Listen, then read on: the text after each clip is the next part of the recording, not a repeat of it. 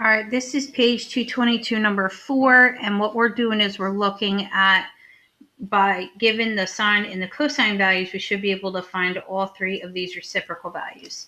The good news is the more information they give us, the easier this becomes. Reason being, sine is y over r, and cosine is x over r, so we literally have all three values, which is fabulous. So all we have to do is take a look at secant.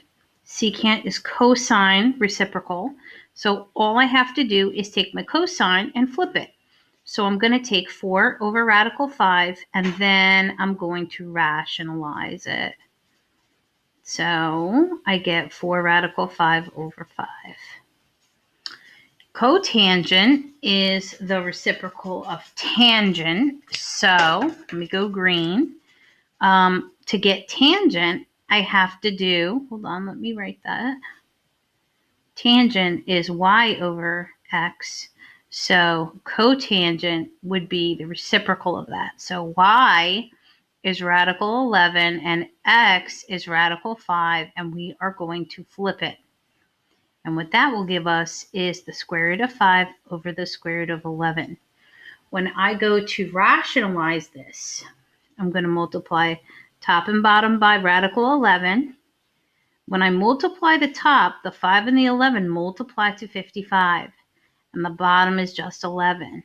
And that's how that one works. The last one is cosecant. And cosecant is a sine sandwich. So we are going to take the reciprocal of sine, which is 4 over square root of 11, and then we're going to rationalize. And when we do that, we end up with 4 radical 11 over 11. So what we did was we took our reciprocals and we just flipped them and then rationalized. For cotangent, I found the tangent, and then I flipped it and rationalized. Things to keep in mind.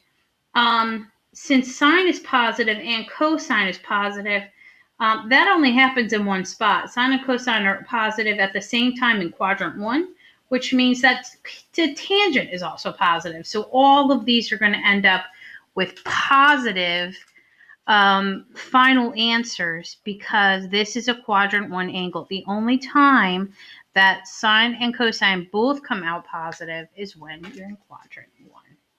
So this is how you do number 4. That was a quickie.